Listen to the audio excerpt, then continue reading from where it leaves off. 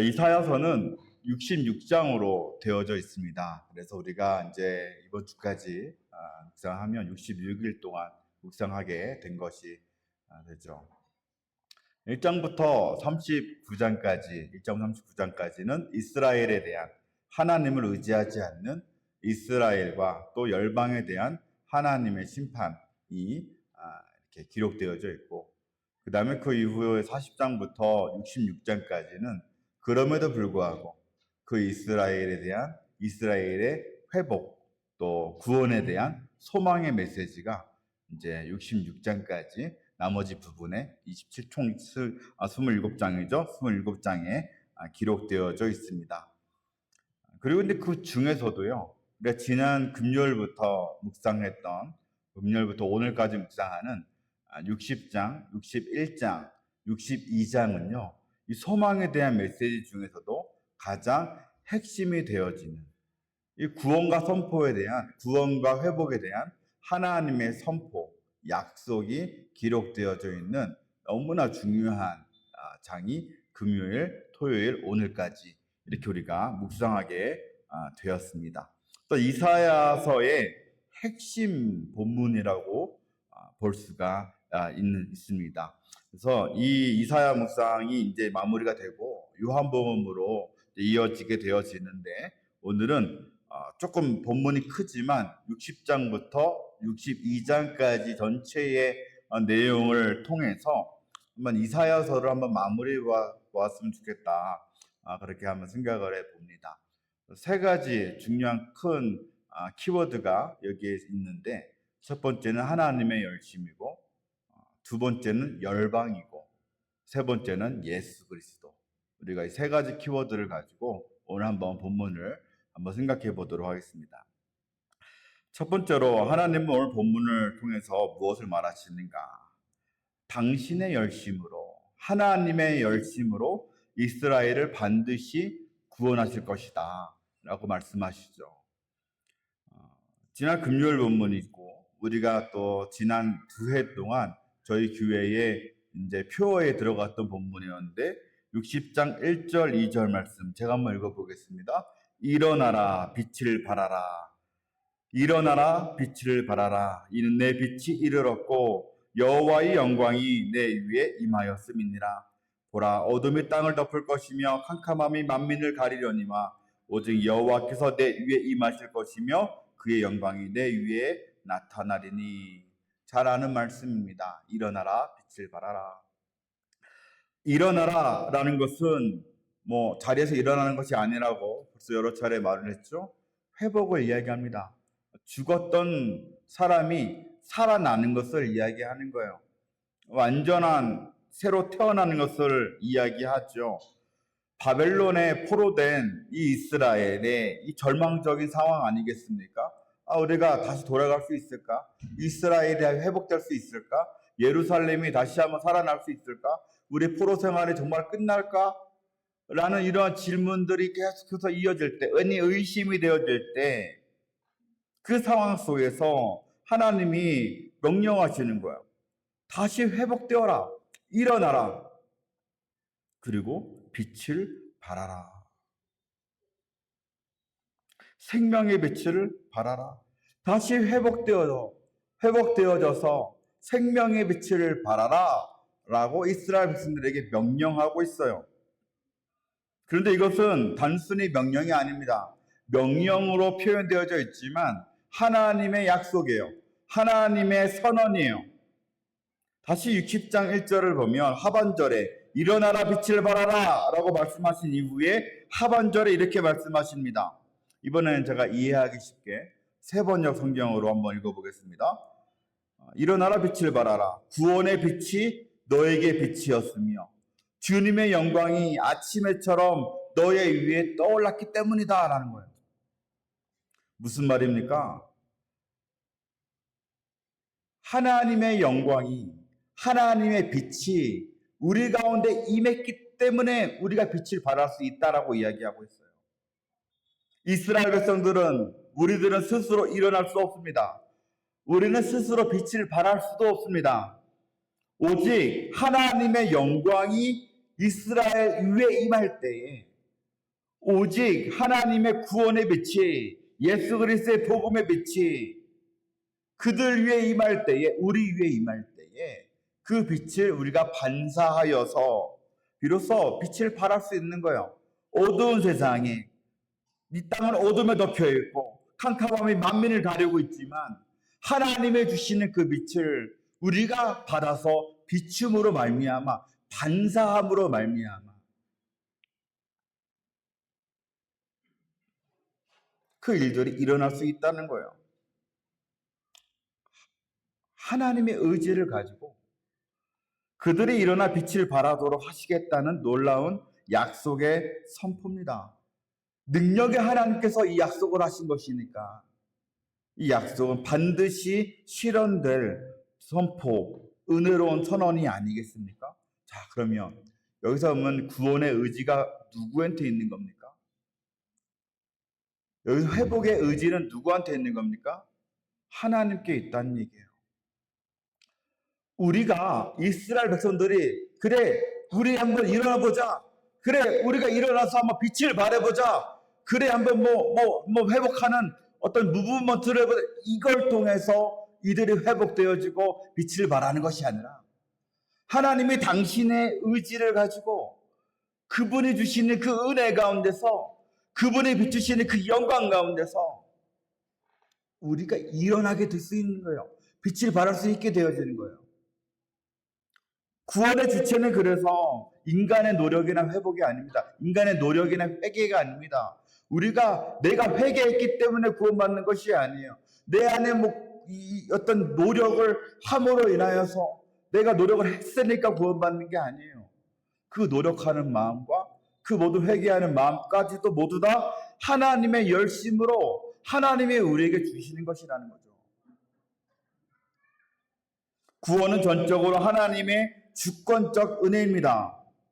우리 인간 반응의 이전에, 우리가 반응을 하기 이전에 하나님의 구원 의지가, 구속 의지가 실현되어지는 것이죠.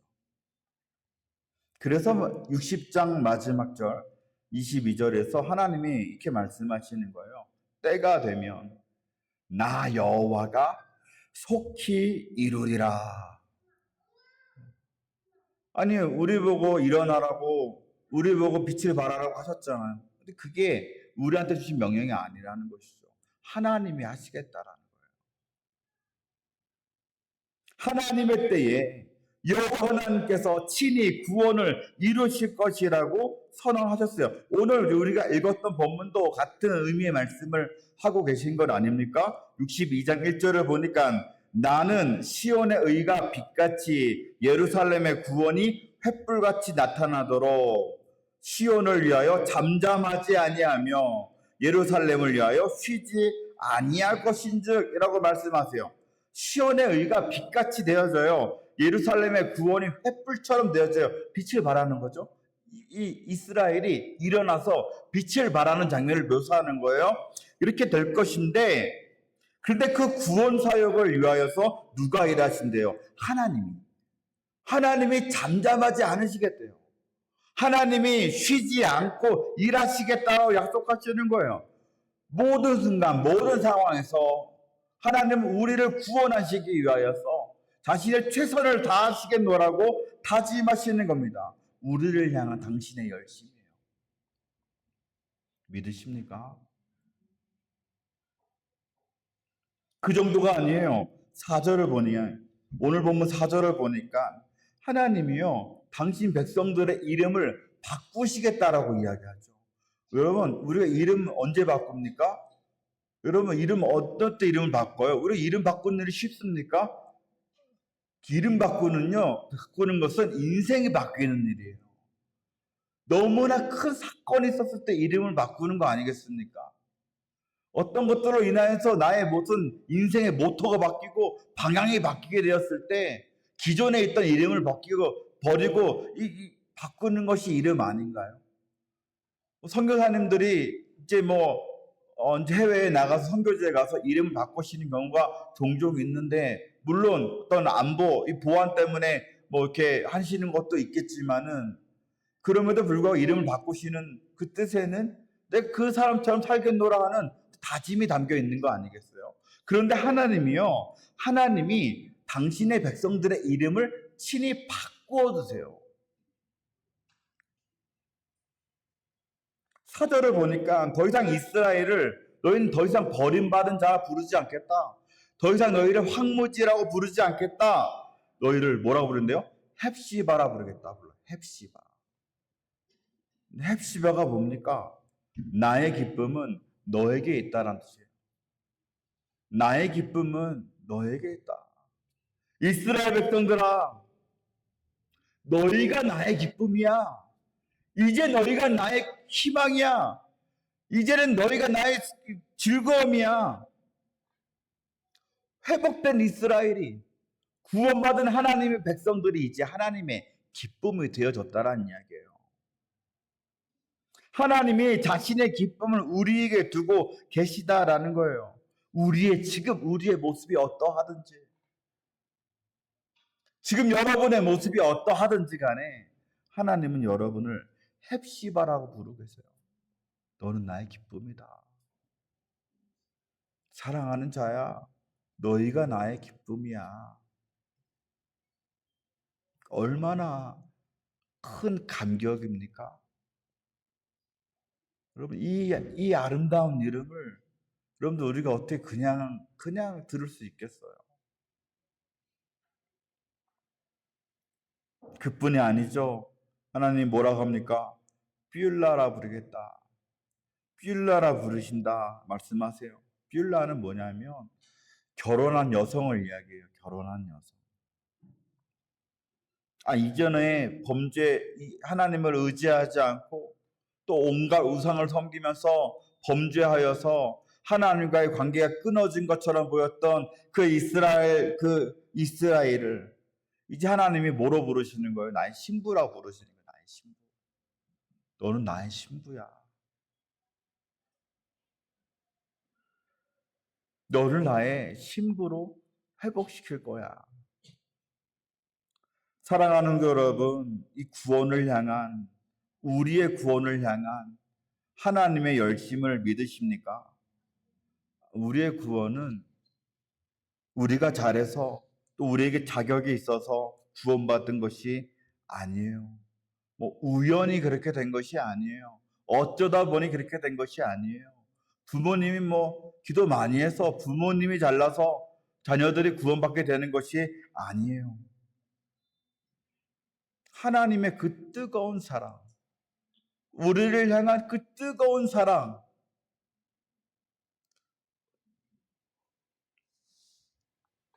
그 뜨거운 사랑에 기초한 당신의 열심의 결과라는 것이죠. 우리가 살다 보면 때로는 나의 연약함으로 인하여서 죄에 넘어질 때도 있습니다. 우리의 약한 신앙 때문에 우리의 구원의 확신이 흔들릴 때도 있습니다. 신앙생활이 그래서 엉망진창일 때도 있습니다. 때로는 그런 두려움 속에서, 때로는 우리 가운데 있는 또 채워지지 않는 결핍 속에서 하나님이 침묵하시는 것처럼, 하나님이 나에게만 침묵하시는 것처럼 그 하나님 때문에 두려운 때도 우리 가운데 있어요. 그러할지라도, 우리는 의심할지라도, 그러나 하나님의 열심은 멈추지 않으심을 믿으시기 바랍니다. 하나님의 구원 계획은 결단코 멈추지 않습니다. 우리의 관점에서는 때로는 하나님이 침묵하는 것처럼 보이기도 해요.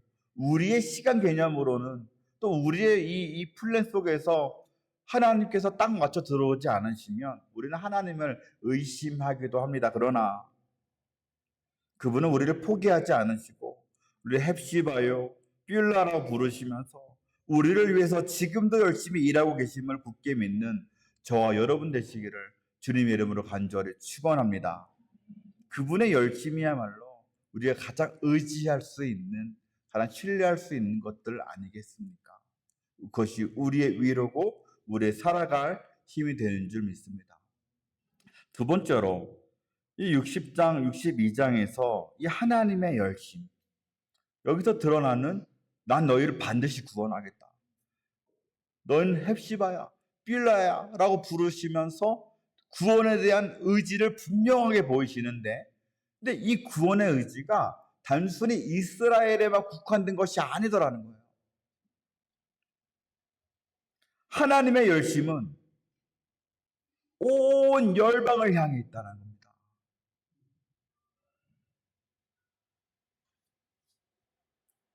이사야 60장 3절을 보면 말하죠. 우리가 일어나 빛을 발할 때 나라들이, 이스라엘 밖의 나라들을 이야기해요. 나라들이 그 빛으로, 열방의 왕들이 광명으로 나올 것이다 라고 이야기하고 있어요. 4절을 보면 사방에서 무리가 다 올 것이다 라고 이야기합니다. 사방이 무엇이죠? 동서남북이에요. 동서남북인데, 동서남북은 이 열방을 의미해요. 전 세계를 의미한다고요. 전 세계에 있는 이 동서남북 사방에서 모든 무리가 다 빛을 향해서 오게 될 것이다 라고 이야기하고 있어요. 우리가 빛을 발할 때 하나님의 영광이 우리 위에 임하셔서 우리가 그 구원의 빛을 반사할 때에 열방이 주님께로 돌아오는 놀라운 역사가 일어날 것이라고 60장, 61장, 62장 계속해서 이야기하고 있는 거예요. 오늘 본문 62장 2절에서도 그렇죠. 이방 나라들과 왕들이 다 내 영광, 너의 빛을 볼 것이다. 똑같은 표현 아닙니까? 60장에 있는 표현과 62장에 있는 표현은 똑같은 표현이에요. 우리가 빛을 발할 때, 우리가 일어나 빛을 발할 때 그 빛을 향하여 열방이 돌아오는 놀라운 역사들이 일어나게 될 것이다. 하나님의 마음이 지금 어디에 있습니까? 열방을 향해 있어요. 하나님께서 일으키시는 놀라운 회복과 구원의 이 역사는 이스라엘에만 머무는 것이 아니라 정말 광범위하고 또 온 열방을 향해 있더라는 겁니다. 구원의 역사는 나와 내 가족, 우리에게만 있는 것이 아니에요. 멕시코 한장로교회에만 머무는 것이 아니에요. 구원의 역사는, 구원에 대한 하나님의 열심은 여기에 있는 우리 성도들에게만 있는 것이 아니라는 겁니다. 하나님이 이스라엘 시온을 회복시킨 이유가 단지 그들의 구원에만 있는 것이 아니라 모든 열방, 동서남북 사방에 있던 것처럼 이제 교회의 목적, 멕시코 한장로교회의 목적 또한 열방을 향한 축복의 통로, 성도들로 우리를 불러주신 목적 또한 열방을 향한 그 축복의 통로가 되는 것 아니겠습니까? 선교하고 전도하는 그 삶이 우리 성도들의 교회의 사명이라는 거죠. 우리는 이 복음, 우리가 받은 복음, 우리를 살린 복음, 우리를 일으킨 이 복음, 예수 그리스도라는 이 복음을 근데 우리 가슴에만 품어서는 안 됩니다. 우리 머리에만 간직해서는 안 됩니다. 이것을 흘려보내는 자들이 되어져야 되는 거예요. 이 복음의 교회 안에만 머무는 것이 아니라 여러분들의 직장에, 여러분들의 사업장에, 여러분 살고 있는 그 마을에, 이웃에, 이 나라, 이 민족을 향해서 세상으로 흘러 내려가야 한다는 거예요. 그래서 선교는 단순한 인간의 어떤 무브먼트가 아닙니다. 우리가 으쌰으쌰 해가지고 우리 뭐 교회를 성장시키자, 뭐 교회 300명, 400명 만들자, 멕시코에 교회를 많이 세우자, 뭐 이렇게 양적인 이런 내용들이 이 목적을 가진 것들이 아닙니다. 열방을 가진 하나님의 그 뜨거운 마음에서 시작되는 것이 바로 선교예요. 그것이 하나님의 계획이에요. 오늘 우리가 사는 이 땅,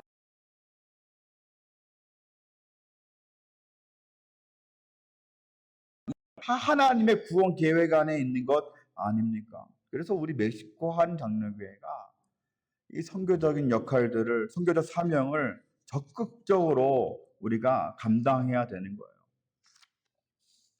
저는 하나님께서 멕시코에 이 한인 장로교회를 세운 이유가 단순히 한인들의 뭐 예배, 한인들의 친목 도모, 한인들의 어떤 신앙생활에만 머물러 있다고 저는 생각하지 않습니다. 저는 여러분들이 이 멕시코 땅에 오게 된 그 모든 사정은 다 알지 못하지만 우리가 하나님의 눈으로 볼 때, 성경의 눈으로 볼 때 여러분들의 이 땅에 오게 된 것, 그리고 멕시코 한 장로회에 오게 된 것, 이것은 단순히 우연이거나 단순히 우리 가정의 행복, 물질의 부유함을 위해서 된 것이라고 저는 생각하지 않습니다. 그것은 우리를 구원하신 하나님의 뜻에 부합한 생활이 아니에요. 멕시코 한 장로교회가 선교하지 않으면 그 하나님의 이 땅에 이 교회를 세운 그 목적에 부합한 교회, 건강한 교회가 아니라는 거예요. 성도도 다 마찬가지예요. 우리도 마찬가지예요. 하나님은 이 멕시코에 한인 장로교회를 세우시고 또 이 교회의 성도들을, 여러분들을 이곳에 불러 모으셔서 이 땅을 위해 기도하기 원하시고 이 땅에 복음의 빛을 비추기를 원하신다고 저는 믿습니다. 한국에서 이 멕시코 땅까지 와서 복음을 전하고 가는 사람들이 있습니다. 미국에서도 많이 내려옵니다. 여름만 되면 단기 선교팀들이, 꽤 많은 단기 선교팀들이 그 많은 비용들을 지출해서 한국에서, 미국에서 멕시코 땅으로 옵니다. 저들이 와서 치아파스 가고 곳곳을 다 들어가서 사역을 열심히 하고 있어요. 그러니까 우리는 그들보다 멕시코의 문화도 더 잘 알고 그들보다 지리적으로도 훨씬 가까운 데 있고 그들보다도 언어적으로도 훨씬 익숙하지 않습니까? 한국에서 또 미국에서 단기 선교 오면요, 뭐 해야 돼? 그분들이 처음에 하는 게 뭡니까? 차 렌트해야 돼요. 렌트. 우리 렌트할 필요 없잖아요. 우리 다 차 갖고 있지 않습니까? 한국에서 그분들이 오면은 떼어띄워 갖고 갔다 와야 돼요. 그렇잖아요. 문화적 체험도 해야 되지 않겠습니까? 미국에서 오면 소치빌 또 갔다 와야 돼요. 또 우리는 그런 군더더기가 다 필요 없는 사람들 아닙니까? 우리는 바로 그 현장으로 들어갈 수 있는 사람들 아닌가요?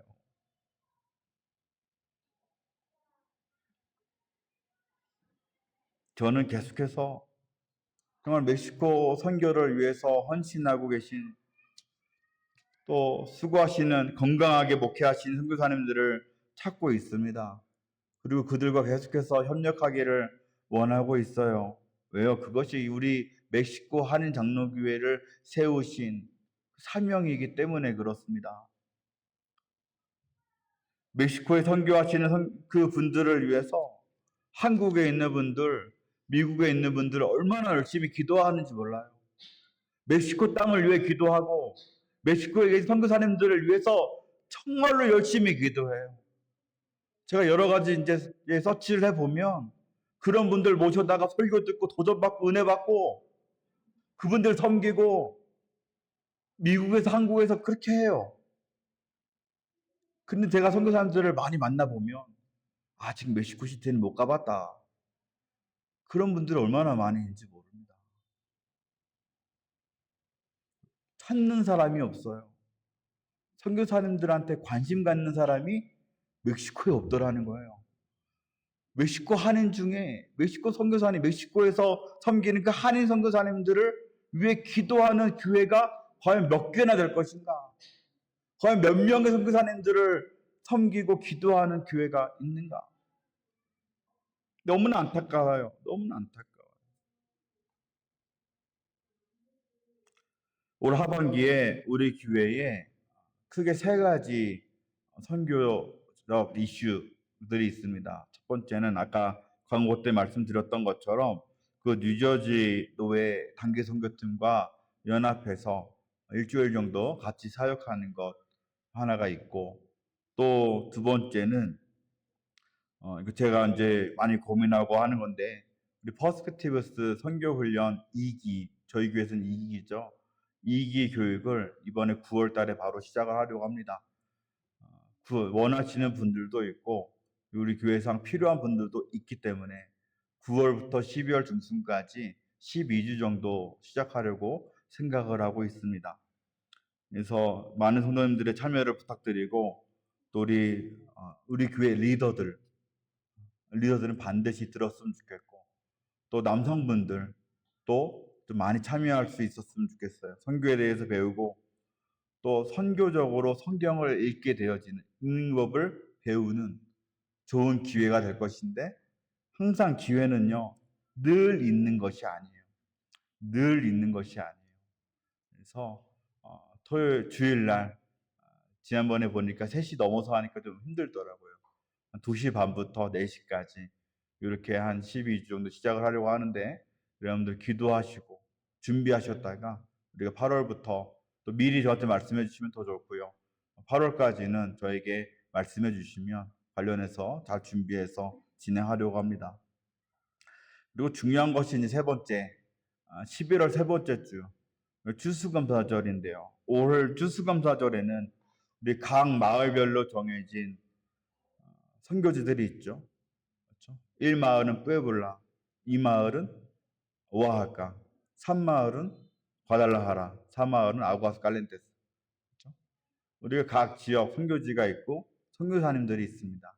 그래서 이번 추수감사절에는 그 선교지에 가서 그 추수감사절 예배를 드리고 오는 게 올해의 우리 미션입니다.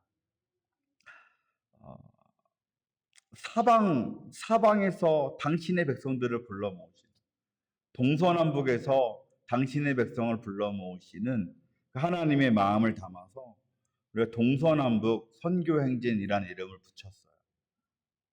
동서남북으로 나아가서 열방으로 나아가서 그들에게 복음을 전하는 그런 기회가 되었으면 좋겠다라는 이름을 붙여보았는데 특별한 것은 안 하셔도 돼요.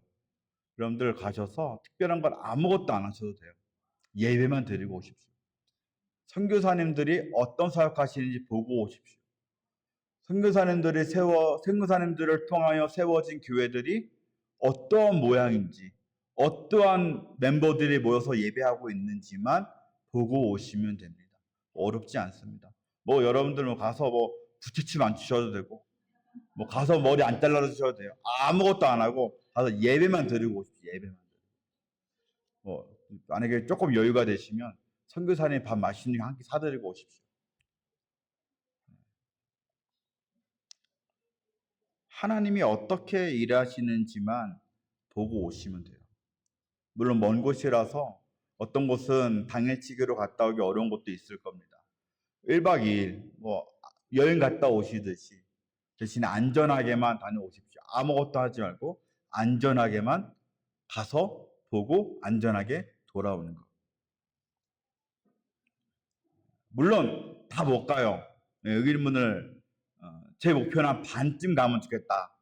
네, 그리고 사정이 있어서 못 가시는 모든 분들은 다 여기서 저랑 같이 예배 드리시면 돼요.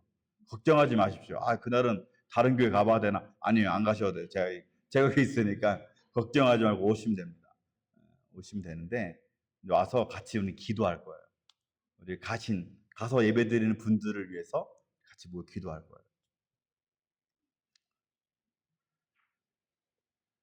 우리가 선교지에 다녀오면 그 선교지와 선교사님에 대한 마음가짐이 달라져요. 그리고 무엇이 달라지냐면 기도의 내용이 달라져요. 기도에 우리 마음이 달라져요. 그 선교사님이 어떻게 생겼는지도 그동안 몰랐어요. 그 선교사님이 어떤 것을 가르치는지도 몰랐다가 한번 다녀오시면 그 선교사님의 얼굴을 떠올리면서 그 교회의 모습을 떠올리면서 그 교회에서 예배하고 있는 이 성도들의 얼굴을 떠올리면서 우리의 기도가 더 구체화되고 힘이 될 줄 믿습니다. 선교는 다른 게 아니에요. 선교의 가장 큰 중요한 시작은 뭐죠? 선교의 가장 큰 우리의 참여하는 방법이 뭐죠? 기도. 기도는 현상에 대한 반영 아닙니까? 우리가 선교지 현장에서 일어나는 그 모든 부딪힘, 모든 이 사탄과의 싸움에서 필요한 것은 기도거든요. 우리가 진짜 진심을 다해서 기도할 때 여러분들이 그 현장을 목도하고 돌아와서 여러분들의 목장이, 여러분들의 마을이 그 선교지를 위해 진짜 진심으로 기도할 때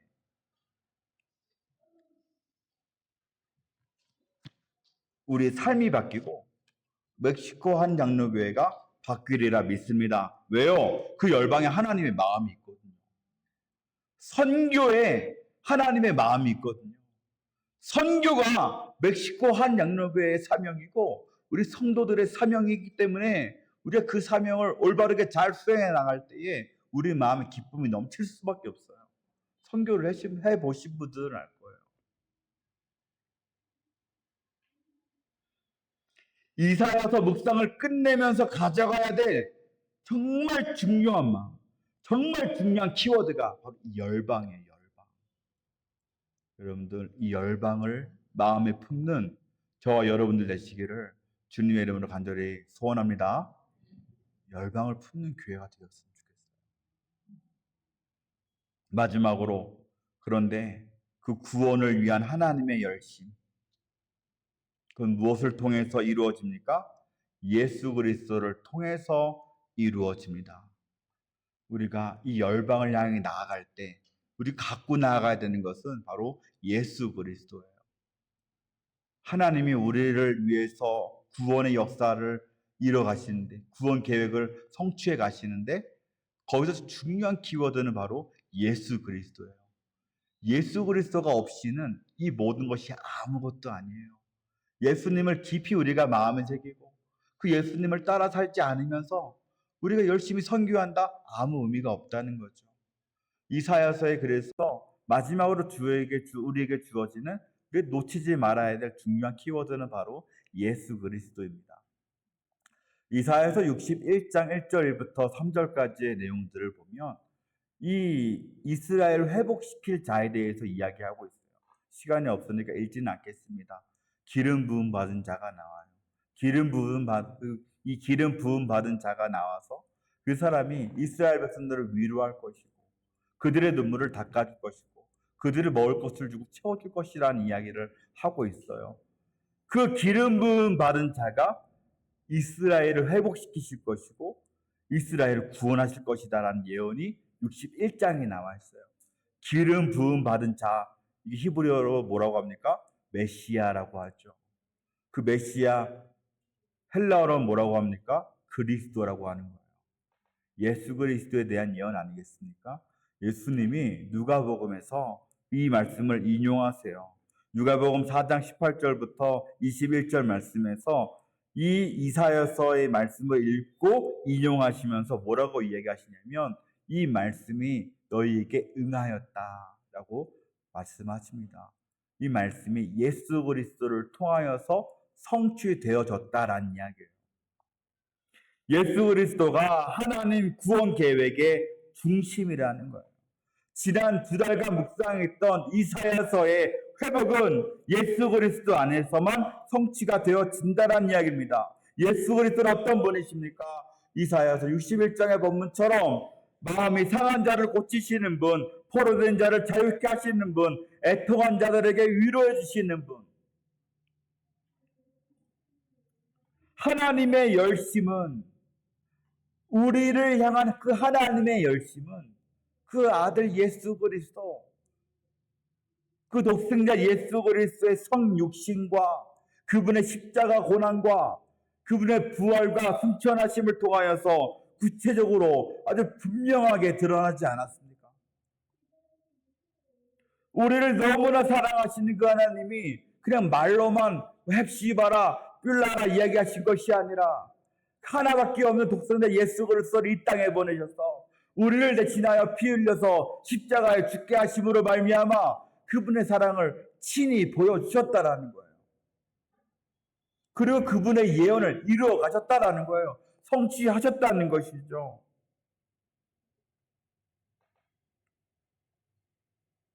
우리는 그 예수 그리스도로 인하여서 이미 구원받았습니다. 우리는 예수 그리스도로 인하여서 구원받았고 빛으로 오신 그 예수 그리스도를 전하는 그 사명을 갖게 되어졌다. 이거 이사야서의 핵심 아니겠습니까?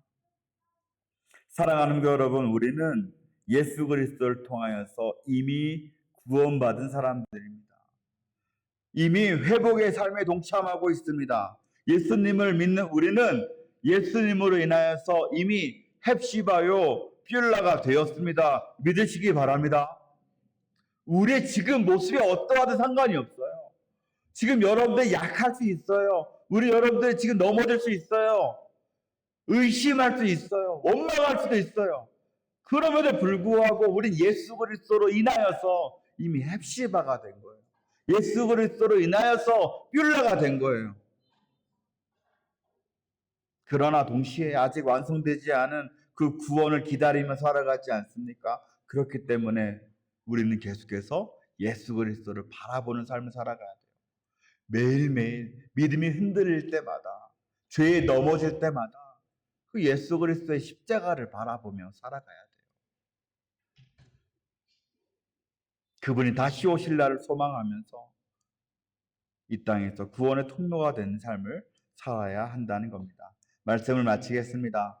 사랑하는 여러분, 이사야서에서 66장에 걸쳐서 말하는 회복과 구원의 이 일들은 단지 고대 이스라엘 것만이 아닙니다. 그 말씀은 바로 오늘을 살아가는 우리를 위한 복음의 메시지입니다. 그래서 이사야서가 우리에게 은혜가 되는 책 아니겠습니까? 하나님은 당신의 열심으로 오늘도 구원을 성실히 이루어 가고 계십니다.